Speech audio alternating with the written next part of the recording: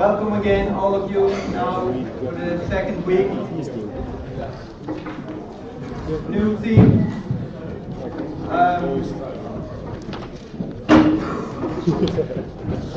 So this morning is actually still the morning before the lunch. The theme of this week's mornings will be on nutrients. As you already have noticed, I will just give you an overview of the schedule of this week. And to start with, I promise you there will be less equations and less calculations in this theme compared to last week. I see some relief for people.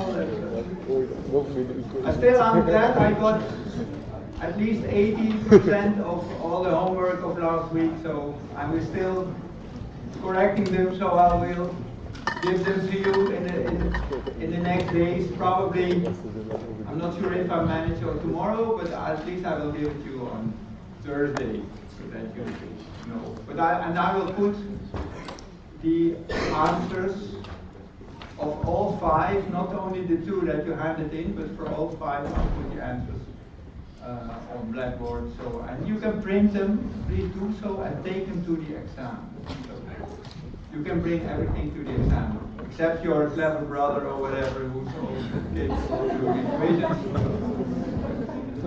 As long as it's on paper, you can bring it.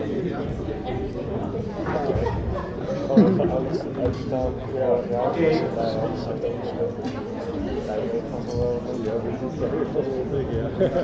So this theme will be on nutrients, and this is the schedule for this week. So today I will give a general introduction on what is the effect of nutrients in the environment. A bit, I think you all come from different backgrounds, but all of you have already seen something about eutrophication, so I'll just wrap it up quickly. And then we go to budget, and I will discuss the phosphorus cycle a bit. Then tomorrow I will discuss the nitrogen cycle, and then we go a bit on how to mitigate eutrophication effects, how to deal with excess nutrients in the environment, and so on, and also a bit on modeling, how that is taking place. Today, at just after the phosphorus cycle, I will introduce to you a tool which is on the internet available, which is called the Pichlet Meta Model, and this is a simplification of a model that we quite often use and water managers use to identify critical loads of nutrients in lake systems. And there is made a simple version of that which is accessible through the internet. And I will show you today at the end of the lecture that you can do an assignment with that in your own time of the next days. To go to this lake model and do some exercise with that, and you send me your results, and I will compile all the results. So far with 50 students it was doable that I Wednesday evening put them all together, but I hope now we get a lot more, so try to do this. And we will discuss this at the start of the lecture on Thursday, so then I hopefully have a lot of data from all of you from this meta model. And then I will try to identify some general patterns that come out from the modeling that we can learn on some things. But this will be explained a bit more at the end of the lecture today. Then we will also start the first 2 hours also with the tutorial of exercise which is related to this specific chapter, which is only one exercise, but it has an A, B, C, and D, I think, something like that. That's also the homework, so I'll bring again copies of the answering sheet, and you can fill them in and then try to do, and also Judith and Jelle will be here, so we will, the 3 of us, help you do this exercise. But you can still also work it on Friday, as it says, as long as to hand it in somehow, either with Bart or me or on my desk before Friday. And also, we will already start with the introduction to the P5, which is actually for next week. But we can already start on Friday doing some basic training in this software that we are going to use to do this modeling. And so that will be on Friday, and so Monday next week until Thursday, we have all mornings to do the exercises in this software.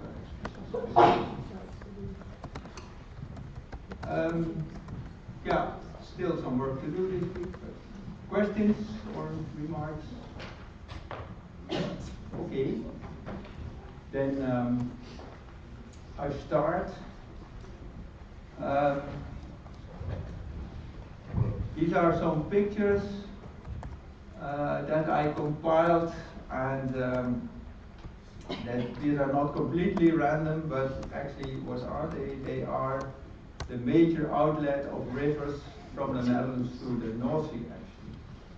These are the arrows that you see here. And these arrows indicate that with these rivers, a lot of nutrients are exported to the North Sea. And some years ago, in a project, I did some calculations together with the Danish, Belgian, and French, English people to find out how much actually nutrients were loaded from the rivers to the North Sea. And for the Dutch part, we came with this number, which is just a number, but it sounds terribly high, 320 million kilograms of nitrogen, and a lot less, obviously, but also a lot phosphorus. And there was some uncertainty in that also. We estimated this type of loading would be 40% of the southern North Sea, actually, that's already come from the Dutch rivers. We come back to these numbers later, but just to give you an idea already. And there's been some studies on what could be the effect of nutrients or eutrophication in this North Sea, and you see here a picture which indicates the chlorophyll content, which is actually a monthly median from 2003, some years ago already, but this has not changed much because the loadings doesn't have changed much. And you see that from blue to red, it indicates the amount of chlorophyll that's measured, and chlorophyll is a measure for the amount of algae, as most of you will know. And you clearly see here that at the outlets of the rivers and the whole coastal area, you see high concentrations of chlorophyll near the Dutch border and the Dutch IJsselmeer and also near Denmark, the western part of Denmark, you see really high concentrations. This is all related to rivers and loads bringing nutrients into the North Sea. This is definitely a problem.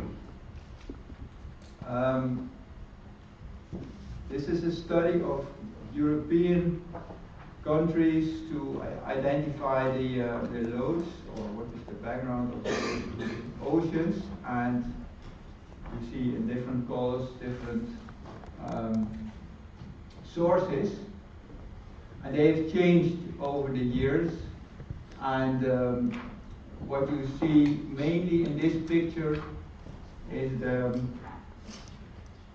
this middle blue part and light blue part here, which increased from 1950s to 2000 and further on, which is directly related to agriculture, actually, which does not really surprise us because that was really the boom of agriculture and agricultural leaching. And now they compile the most fraction of the loadings to the seas, actually. And there's one also now popping up the last 20 years, which is aquaculture.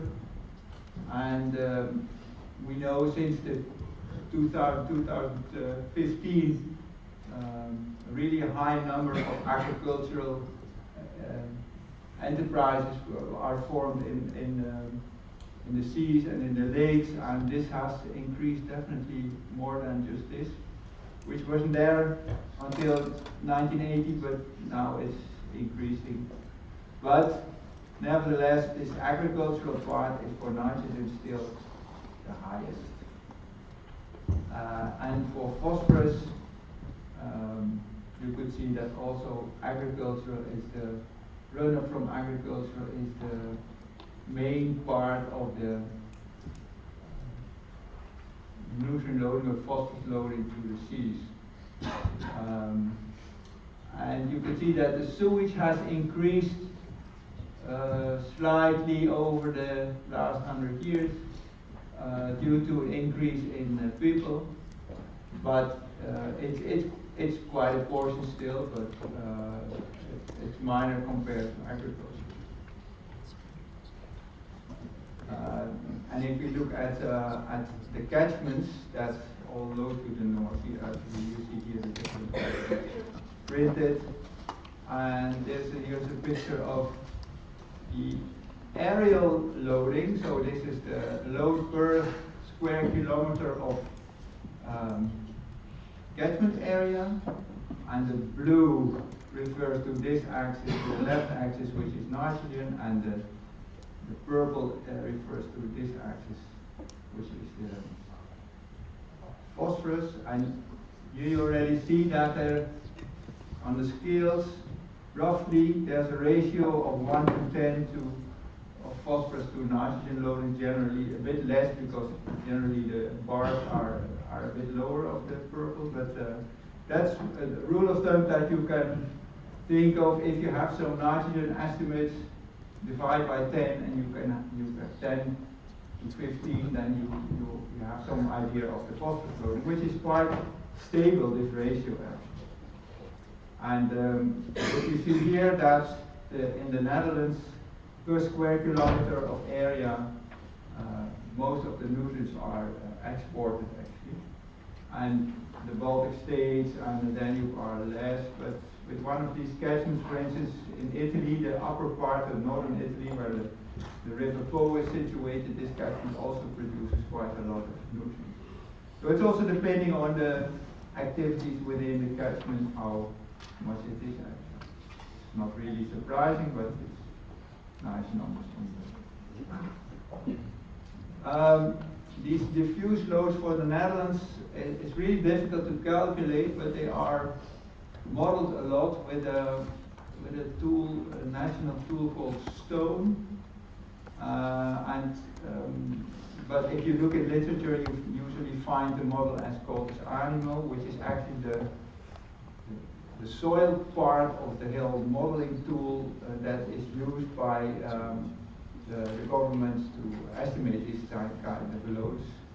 And this looks quite detailed because it's based on very specific conditions in the soils, like groundwater table, the type of crops that is used, some small differences in temperature, but also the groundwater or the soil type, whether it's clay or sand or whatever. So you see, it's quite it can be quite a range, but on average we estimate that 30 to 40 kilograms of nitrogen per hectare per year is resulting from these areas actually, and are expected to be loaded to the surface water and the marine waters actually. Also for phosphorus, this calculation has been made, and also you see all these small areas that are more or less homogeneous, I think, and there's also this quite a range. And there are some hotspots actually that you can see. For instance, here, this is the Haarlemmermeer, where our national airport Schiphol is situated, and also the Wieringermeer. These are former lakes actually that have been dried up, and because of this very specific conditions with old marine sediment containing a lot of phosphorus, the release of phosphorus loading is quite high actually.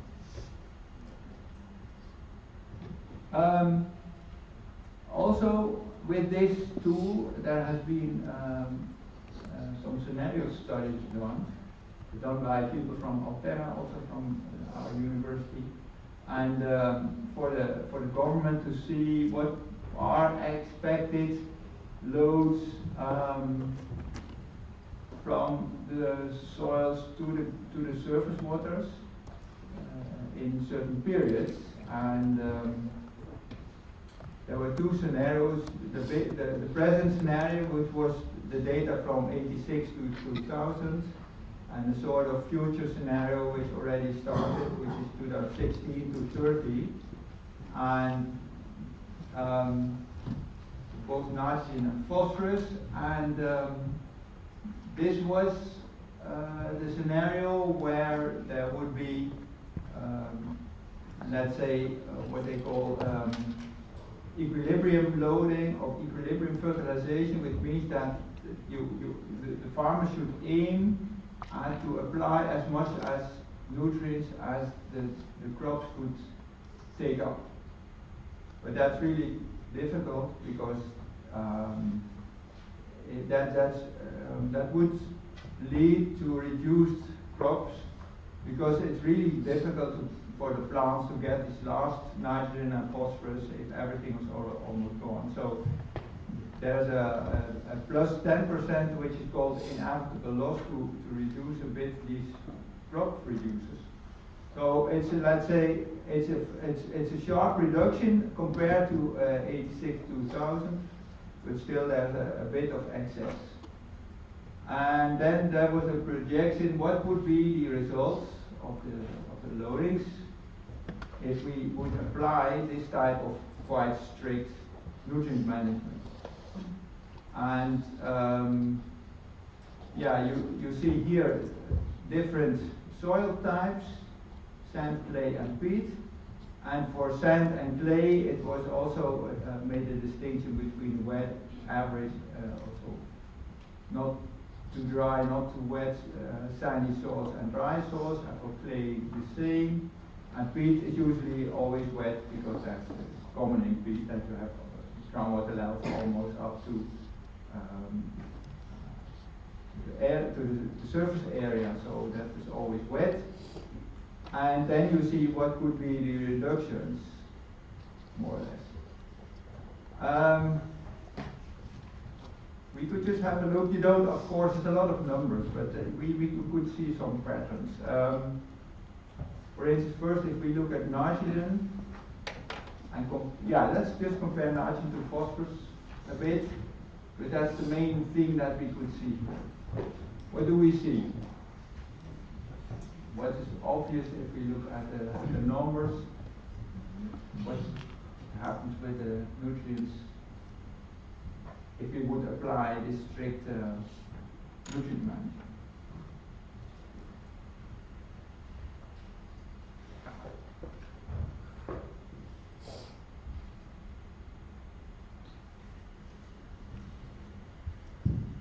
Is there an equal recovery between nitrogen and phosphorus, or a reduction? No, obviously not. So it's expected from these scenario studies that nitrogen will reduce the loading of nitrogen to surface waters, will reduce, and phosphorus will hardly reduce. Yeah. It's a bit depending on the type of soil you have, but on general you could say that 40 to 50% of nitrogen will be lower, the load, and for phosphorus, even in this part, there will be no reduction projected. Here, small reduction, also small. Does anybody has an idea what could be the reason for this? Yeah, that is some reason.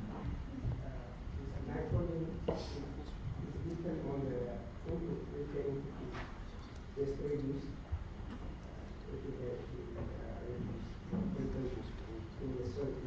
When it comes to phosphorus, it's not directly influenced by the input, rather the load in the soil. It has special characteristics. Okay, so yeah. So you say that for nitrogen, yeah, that's what we see. If we use nitrogen application, it directly reflects the loading, and for phosphorus, this is not the case.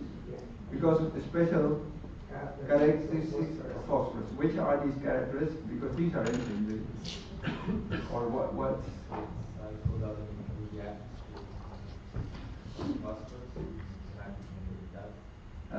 Because phosphorus does not include, doesn't have any atmospheric component, and nitrogen does have. Yeah, but that's not the reason. But that's definitely true, and I'll come back to that. I think some people should know. Yeah, phosphorus will bound to the ground, the soil, so it will not flow out that easily, and nitrogen will flow out easier and very nicely. Yeah, that's exactly the reason. So phosphorus is I think I summarized it here. Nitrogen is very mobile in soil. So once you put it on soil, it will be transported with the rain and to the groundwater, and from the groundwater to surface water very easily. Instead of phosphorus, which will be much more absorbed in soils, and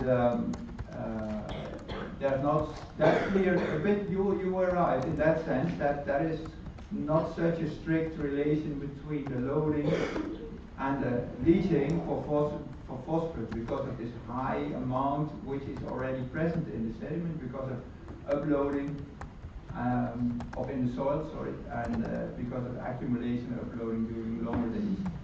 And that could that will delay the very much the reaction time that you will see once you change your phosphorus loading on the soils. There is, yeah, we did a study which we published I think 5 or 6 years ago, which was on it was a theoretical model on a catchment which was loaded by phosphorus, and there were some conditions, and there were two types of runoff fractions, so 0.2 and 0.05, which is how much of the rainfall was through direct runoff and which was more infiltrating. And this is theory, but the time lags, they really matter. And what you see here is the loading of the system between years 0 to 700, and you see different stages here. In the first stage, the first 250 years in this case, so we're really talking about a lot of years, so about centuries, that the sediment or the soils will be loaded, and there's still some phosphorus binding capacity in the soils, but it's mainly dependent on the runoff rate. How much is the concentration of phosphorus in, for instance, in rivers and in the lakes? And then at a certain point, all the binding capacity is taken by the phosphorus in the soil. So we have phosphorus saturated soils by then. And then if we still keep loading 15 kilograms of phosphorus per hectare per year, you will see that the concentration will increase a lot, because everything what's going on will in very short term come out as well, because there's no phosphorus binding capacity anymore. So this is in case you have a phosphorus saturated soil. And then if this is all, the outflow will then come to a certain stabilization, which will be the ratio between the loading of this 15 kilograms and the dilution of the hydrology and so on. this will result in this stable concentration. And then if you stop, after 700 years, you stop loading the soil on top, so there's no surplus in the agriculture anymore, then there will be a sharp decrease first, and then there will be still a very long time, so you will see it's 500 years there will still be phosphorus loading to surface water. So this is a theoretical model which was really validated on actual measurements and data, but we don't have so long this very intense data of agriculture and leaching. We don't have that, so we have to do this with a model. But it indicates that we are stuck with this phosphorus problem for quite some time. We can expect. And for nitrogen, this is completely different. You see a far more shorter response time. But this was for phosphorus. And here we see a picture of different components, different buffers in the system, which was the lake water, the lake sediment, the runoff layers or the top layer, and this is the more down soil layer.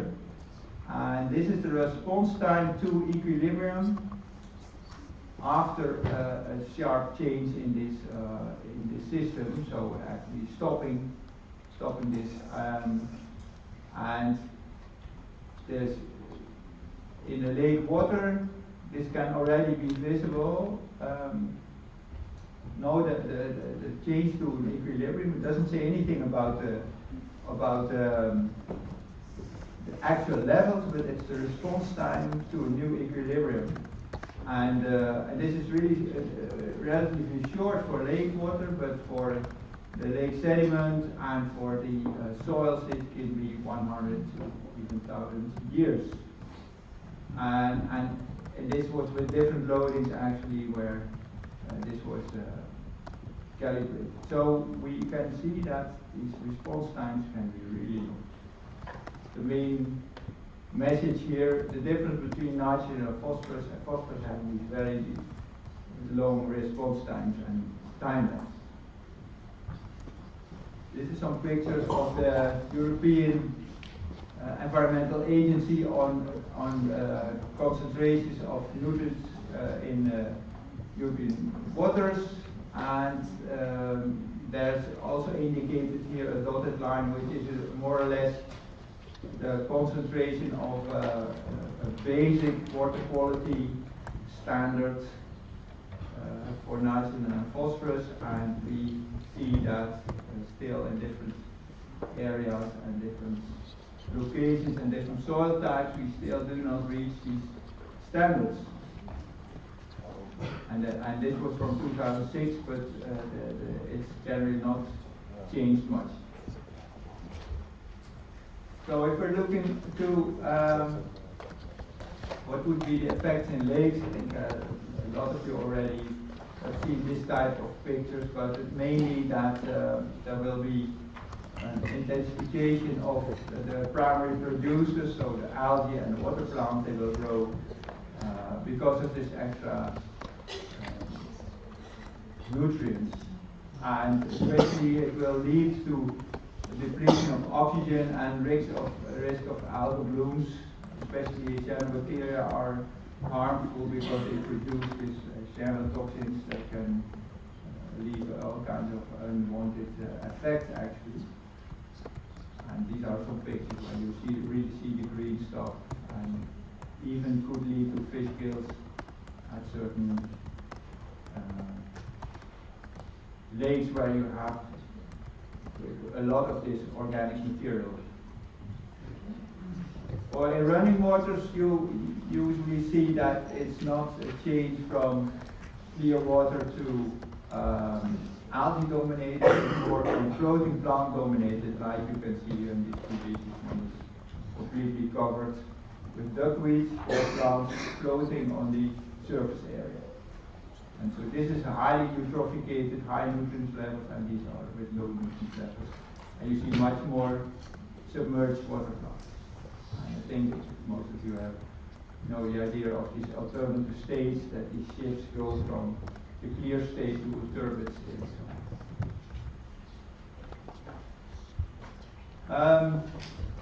Now we go back a little to the sources and loads from the first few slides that I showed you. These were the loads that were calculated with the outflows of the river to the North Sea. But we also summed up all the sources from different sources like agriculture, sewage, natural loading, and so on. And there's a clear difference here. So these are all the nutrients produced in these river catchments, and these are finally transported, the upper ones are finally transported to the North Sea. So there's a discrepancy, and there's quite a difference in that. So either we are not good in counting, or there's something structural happening here, and which is we assume the latter is the case, that there is what we call retention in fresh waters.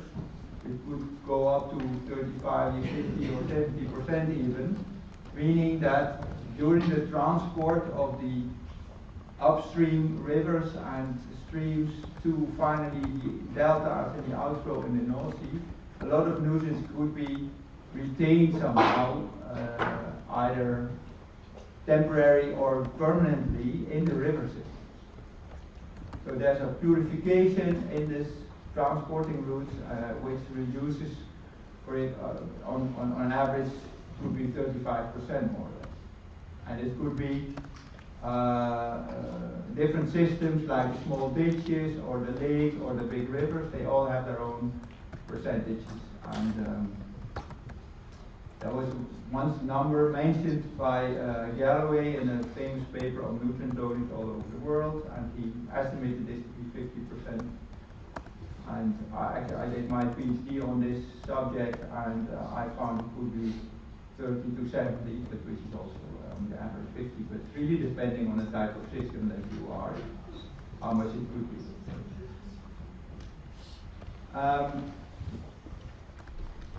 If we look at the retention in this catchment, so the 35% or 50% that is retained could be either files like reed and bulrushes, and if you mow them and take them away somehow, also depending on what you do with it, of course. If you take it and use it for roofing, for instance, the reed, then you could say it's sort of permanent.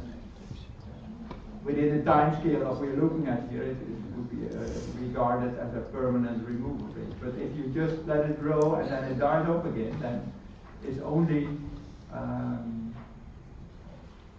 temporary removal during summer, which could actually be good for the water system, because usually when it's in summer, it's when with high light and high temperature, the eutrophication effects are usually high. So if there's a lot accumulated in biomass, it's not available. So in that case, it could definitely lead to less eutrophication effects, even if it's only a temporary removal. And so the morphology of the system, but also the residence time and the water plants, they are regulating factors in this, how much these processes of retention will happen. And some picture that I think I already also showed in other courses, but anyway, why are plants important? For different reasons. Of course, they take up nitrogen and phosphorus to grow, so that would be this temporary or even permanent reduction of nutrients in the water column.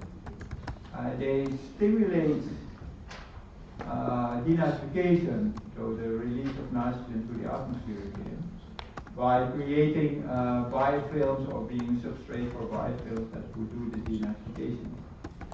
And they produce organic matter that's needed for denitrification, and they even some low oxygen conditions near the roots. And also they decrease flow velocity, which would increase residence time. So again, as we saw from this empirical model, residence time, if we have a long residence time, we have a higher retention rate.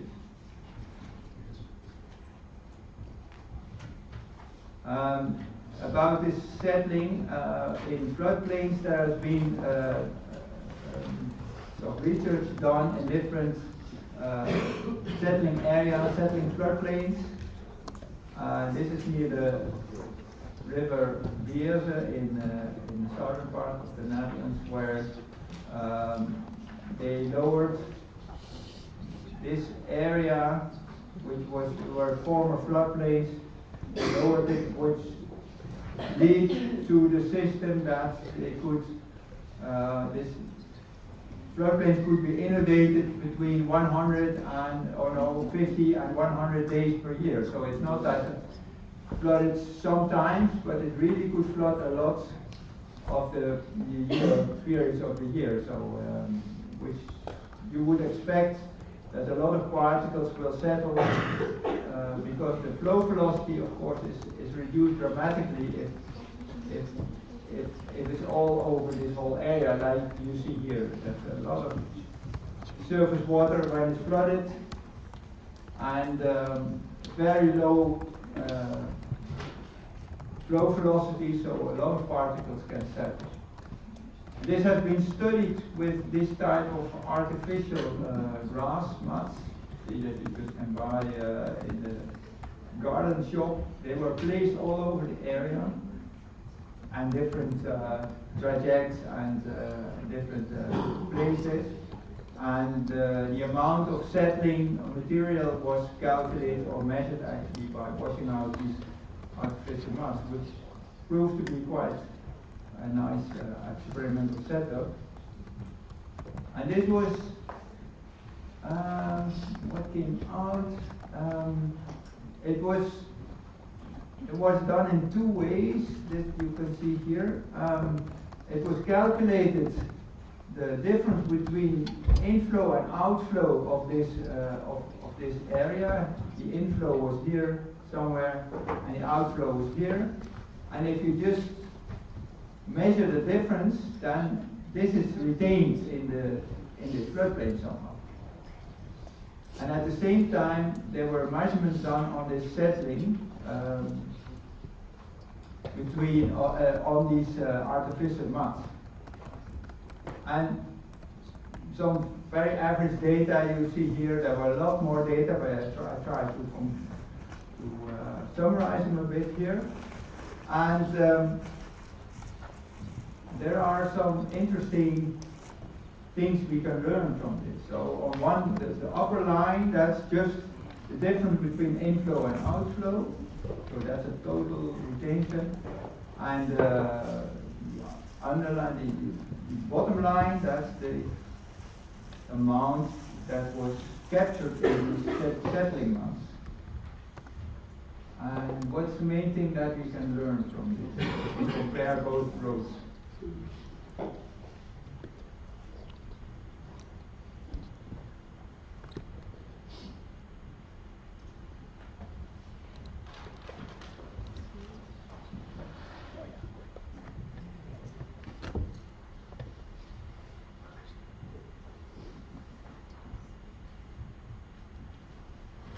If you look at, for instance, nitrogen, then the estimate is that on an annual basis, more or less 30 grams of nitrogen is retained per square meter area, floodplain area.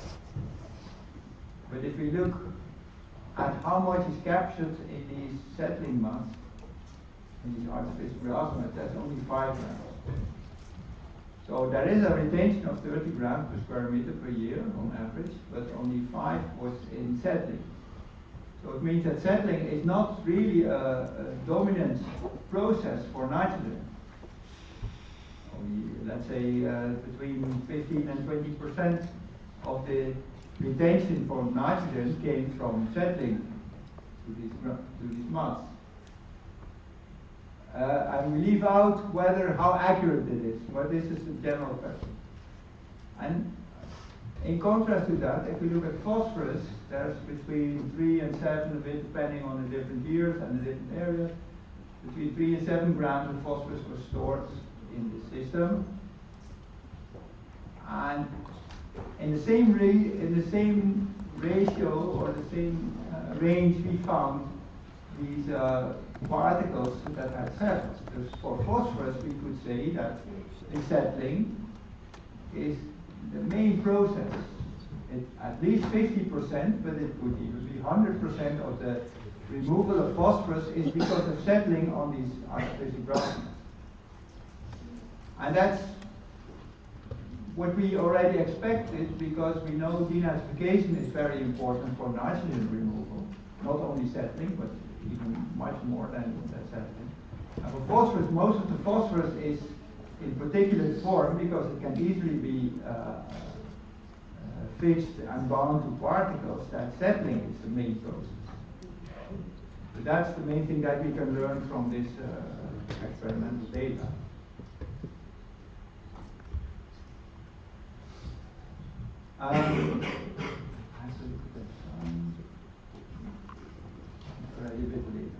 Then I suggest we have a break now and then continue with this exercise in the next hour.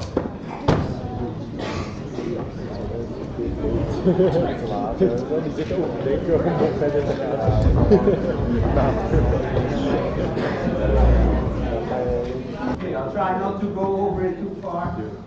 And if I go too fast, then we will meet you in the lectures later, and you can always ask me questions.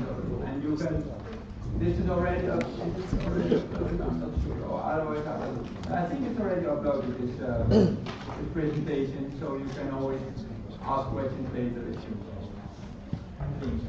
So what I will now go in very briefly is on the phosphorus cycle in surface water. What type of processes are there, and what are specific chemical properties of all the substances related to this phosphorus cycle. And I will end with this assignment that we will do with the Fischer-Lake model. Compared to nitrogen, phosphorus cycle is relatively simple chemically because it's always in one redox state. And nitrogen can shift from -3 to +5, whatever, as the nitrogen molecule. But phosphorus is just one redox state, and there's no gas component. Actually, there is one, phosphine, which is actually a phosphorus gas, but that's so rare that usually it's not taken into account in the budget. So there's no gaseous component, and so in that sense it's relatively simple. And I already also said that most phosphorus in surface waters is in particulate form, so it's bound to particles. And so it's present in suspended solids floating in the water or in the sediments that's on the bottom. And that's one of the reasons why settling is a major removal process, as we've seen in the other experiments.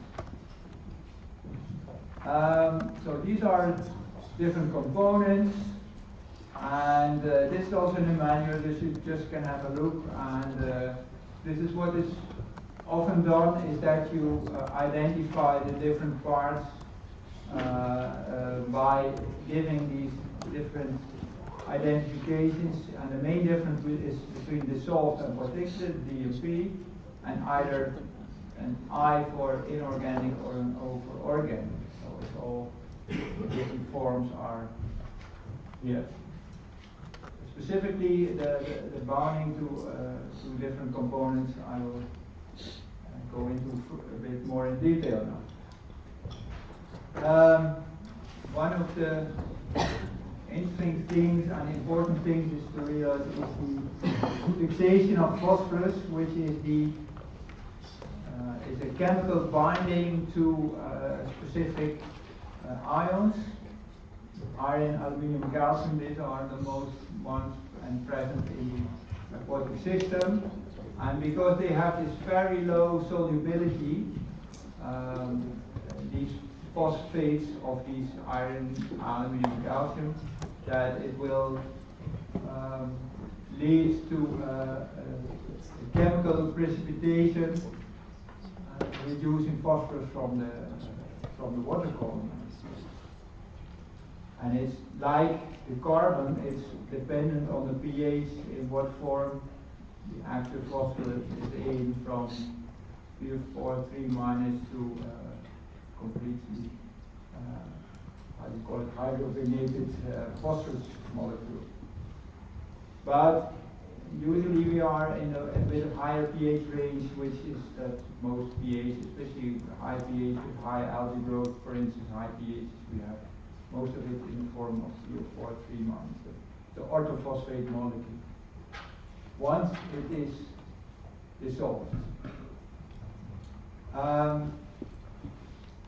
So this fixation with iron, that has a specific component that some students already have seen, but I'll put it here anyway because it's important to realize that iron can be reduced or oxidated in reduced form. It's 2 plus, and in oxidized form it's 3 plus. And this is the solubilities, and there's a big difference here. So what does it mean? So this picture, so we have, if we have oxic conditions, so in normal water where we have water plants and enough oxygen, then iron is in the 3 plus form, and iron phosphate, which is iron 3 phosphate, is precipitating because it's very insoluble. And this will be then usually deposited on the sediment. But once you have anoxic conditions, iron is reduced from iron 3 plus to iron 2 plus, and iron 2 plus phosphate is less soluble, is more soluble than iron 3 phosphate. So it means that part of this reduced iron will be dissolved and more phosphorus will be released.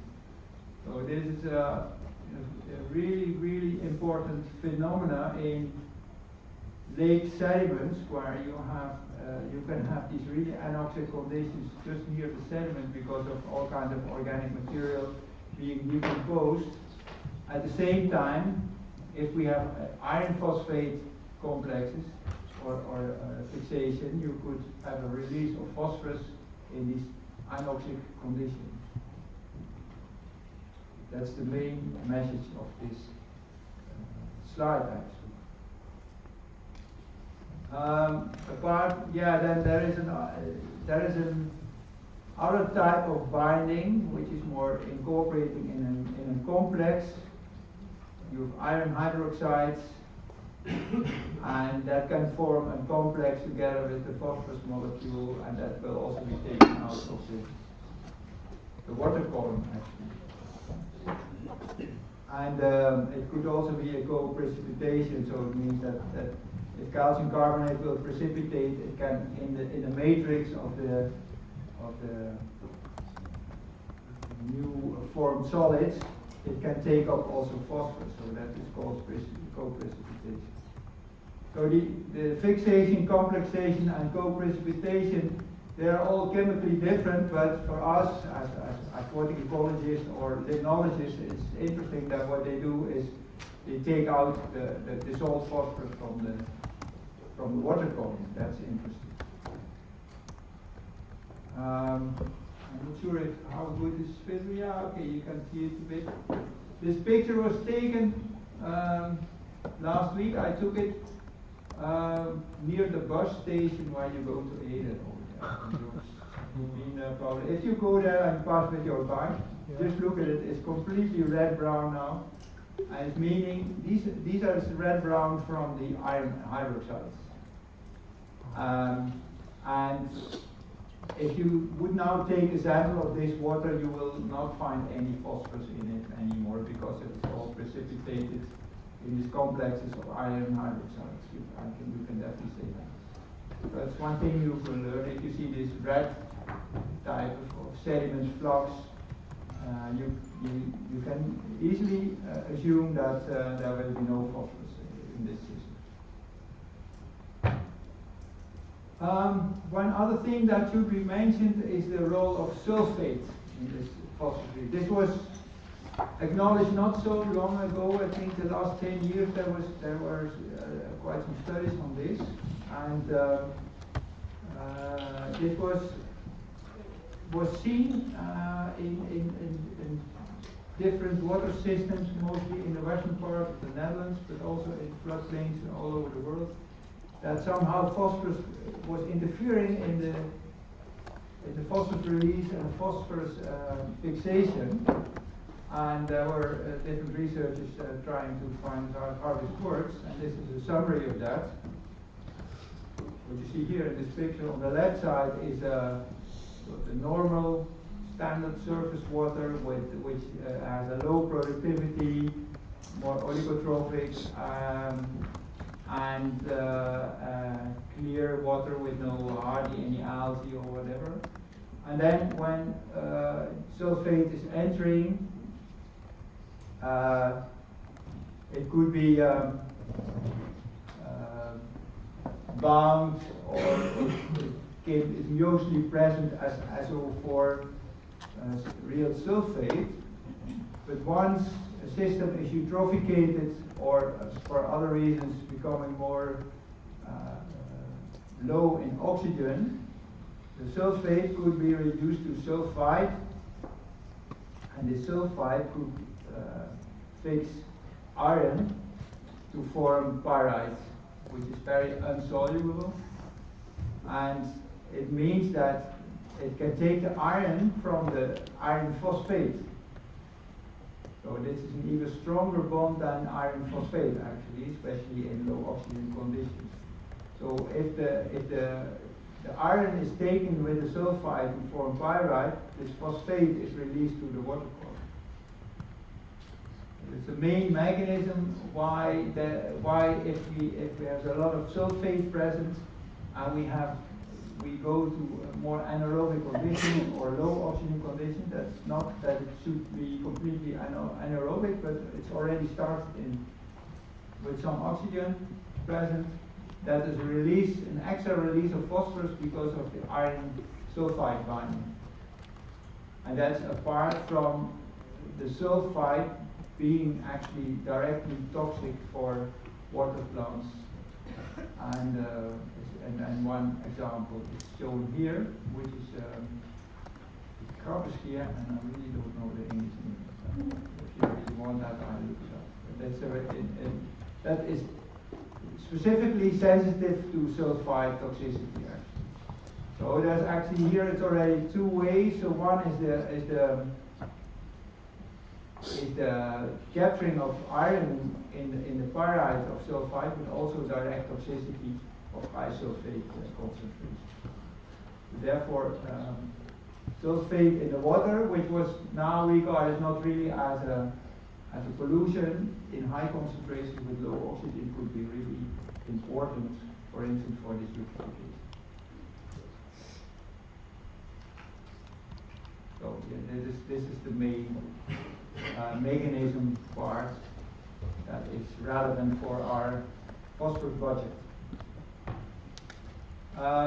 So if we look at lake eutrophication, that we have a lake with all kinds of processes in normal conditions, and we have some photosynthesis and some settling and all minor fluxes, not very high, but if you increase the loading, the external phosphorus load, then there will be a lot of phosphorus accumulation, this settling part in the sediment. And this is one of the reasons that if you exclude the external preloading, you just stop loading, then because of the internal phosphorus loading, it will take a really long time to recover or to restore your lake, because a lot of phosphorus has been accumulated on the sediments, and that could be released again, especially if you have a stratified lake, as it has shown here, with an epilimnion and thermocline and a hypolimnion. And usually in a hypolimnion, you have low oxygen, so releasing the phosphorus again. So very simplified, this is the reason why it can take a really long time to restore lakes that are overloaded with phosphorus for a long time. There's an interesting concept drawn up by Vollenweider already quite some years ago, but this Vollenweider equation is still used, and it says that you can estimate the phosphorus concentration in a lake in equilibrium state, so in steady state, deeper lakes, by taking the inflow concentration and divide that by 1 plus the square root of the residence time a year. And actually I always thought that this square root should have a certain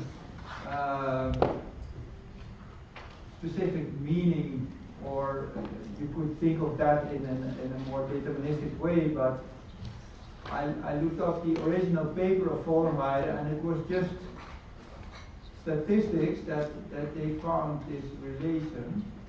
And I think they found it was the residence time to the power of 0.52 or something, and they said, okay, that's more or less the square root. So we just put the square root here. So it doesn't have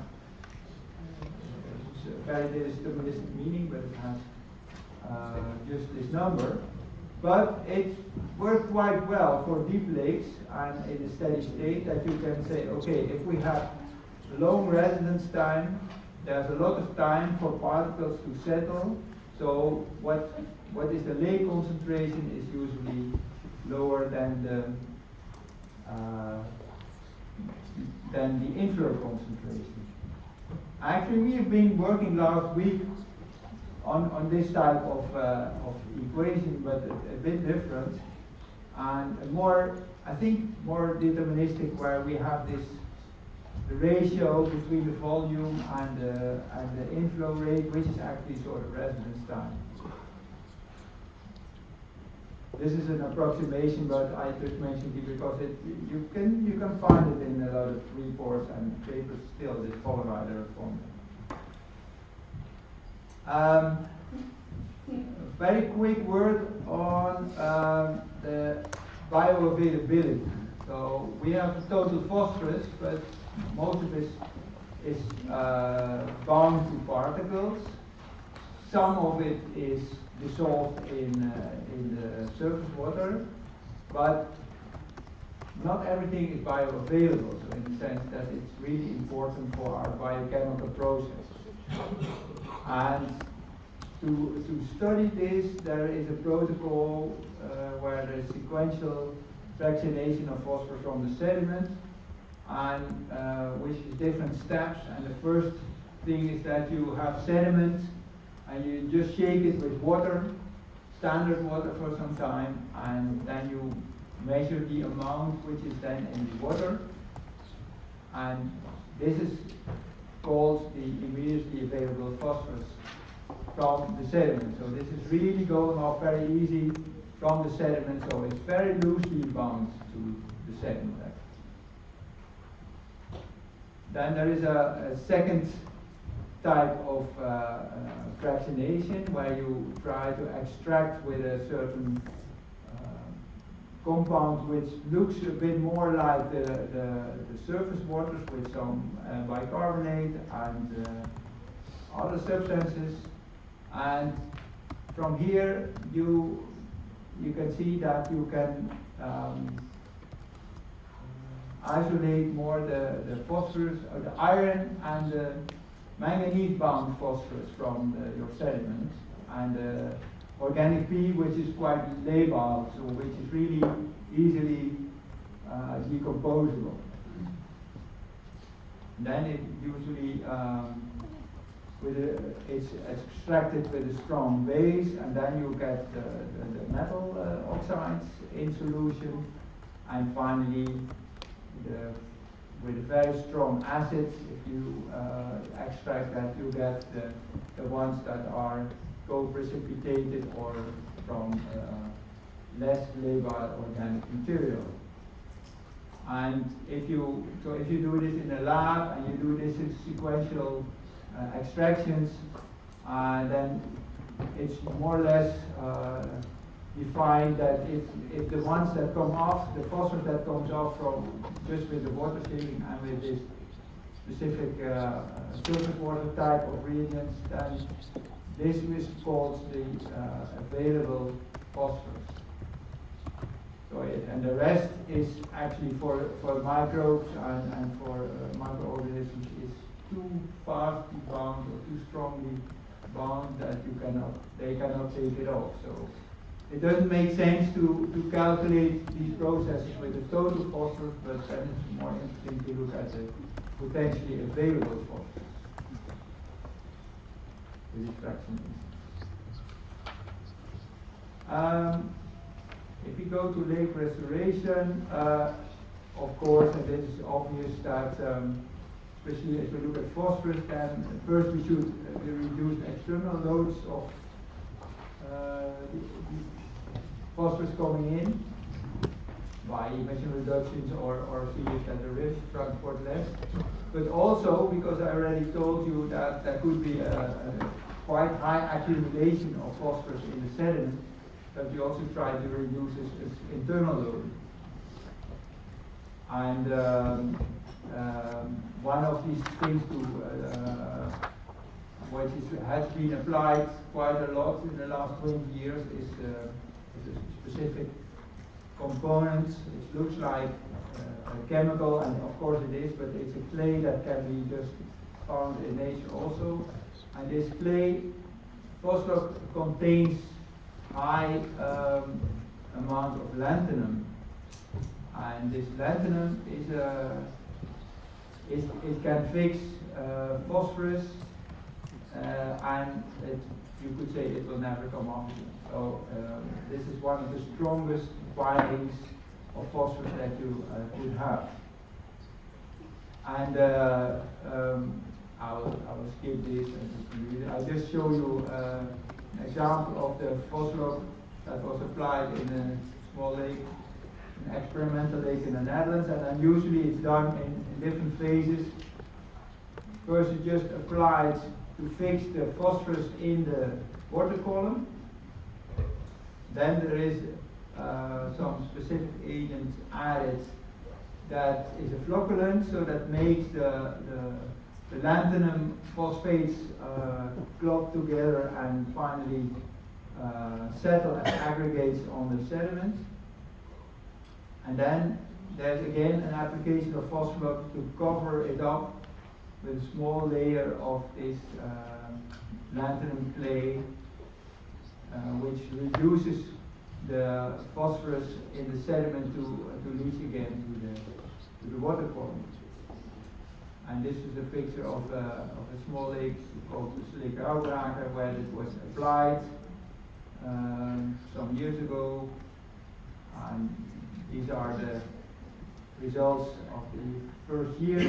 After that, and what you see here, this is the total phosphorus content over the different months and years. And before the phosphorus application, it was quite high in the water column. And you can see here that after that it reduced enormously. And sometimes if you're not able to take out the phosphorus completely, this is a really good extra measure to especially to avoid this release of phosphorus from the sediment. I'm not really in favor of this type of sort of chemical additions, but sometimes it can be necessary. Okay.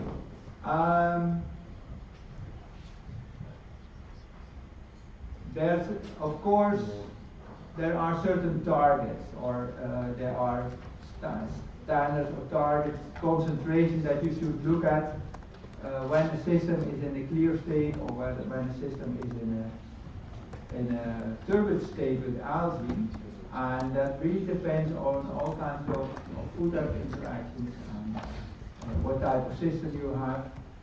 And one way to study this is with a Fisher Lake model, and that I will show you later a bit more. This is a scheme of the whole Fisher Lake model that was set up, developed with some groups in the Netherlands, and it's actually quite often used. And what it does mainly is studying the whole food web system with different types of nutrient loadings, and this is, for instance, phosphorus loading. And I think at least some of you have heard that you can have alternative stable states in the water system, that depending on the state you come from a clear state, it shifts to a turbid state with algae at a certain point, and if you go back, if you have a turbid system, you have to go back quite much further in your phosphorus concentration to go back again to your clear state. So because of this hysteresis, this is called hysteresis, it means that if you go one way, it's different from the way back, because of all kinds of internal feedback mechanisms. There's two critical loads. One is when it shifts, when you are in a clear state, and then you will shift to a turbid state. That could be quite a sharp point. And the other way around, if you're in a turbid state and you want to make it clear again, you have to go much further back, because this turbid state is persistent in keeping its own conditions. So therefore you have to go much further back with your phosphorus loading to go back to the clear system. And one of the main purpose of this Fisher Lake model to try to find this type of changes and what nutrient conditions, phosphorus and nitrogen together or in combination, to find these for specific water systems. Yeah, now I come to this assignment. What we could do, you will do this, you can do this in the next days that you don't have lecture or tutorial. And we are actually trying to define these two critical loads for two lakes,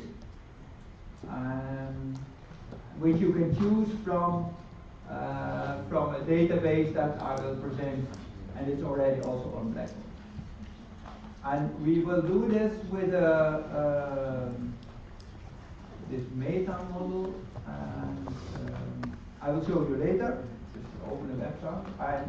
First I have to apologize that it's in Dutch, but in the assignment form I made a translation of all the terms that it's needed. I will show you now.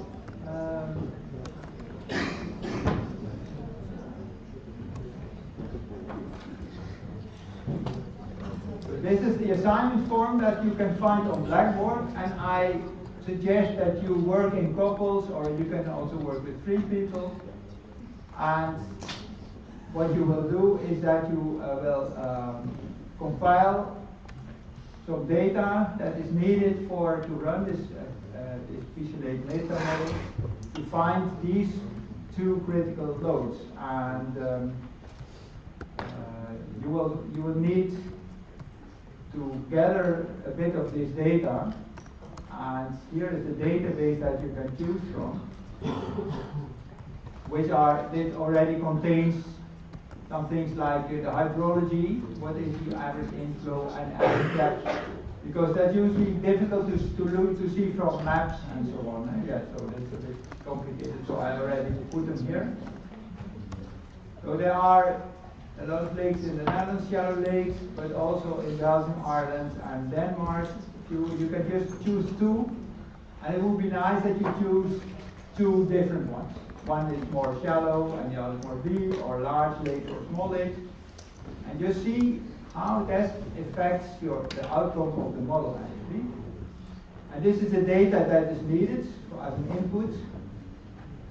It's the surface area. You need that, and then you can just go to Google Maps and look up the lake and just make the perimeter with your pointer and measure the total area.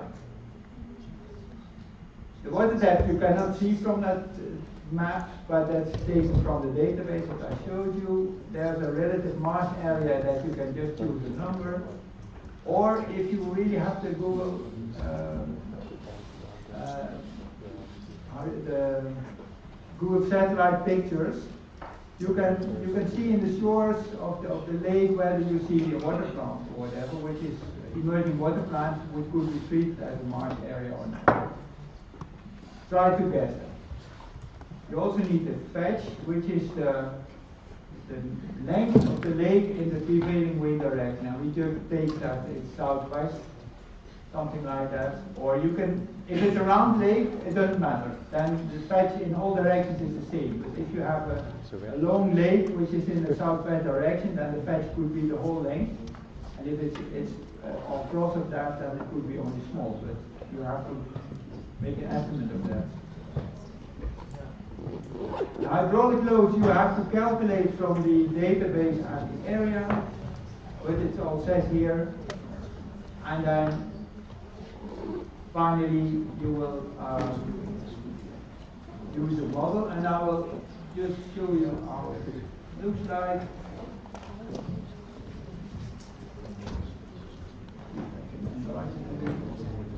Oh, it is actually available. So as I said, unfortunately, I already discussed with the people who made this that it should be an international version, but so far they didn't do that.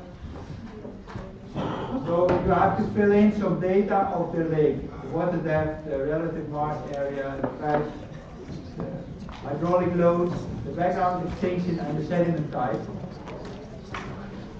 I think you can do that with your background in English and Dutch, of course. And then if you run the meta model, if you fill this in, just let me finish this, otherwise you don't know what to do. These are the numbers that are already there, and if we say run the model, then it will give you the two critical transition concentrations, or loading actually. Clear to turbid, and from turbid to clear, you have two different numbers. And you can either express them per day or per year. This is the number that I would like to have from you. And I also put an answering sheet on Blackboard, which is an Excel file. And if you fill it, if you just copy the results in there, for me that's the most easiest way to compile it to one big Excel. Otherwise I have to retype it. So please use this Excel form to send to me your results of the day. And then I will all compile and see if we can find some patterns and discuss it. Okay.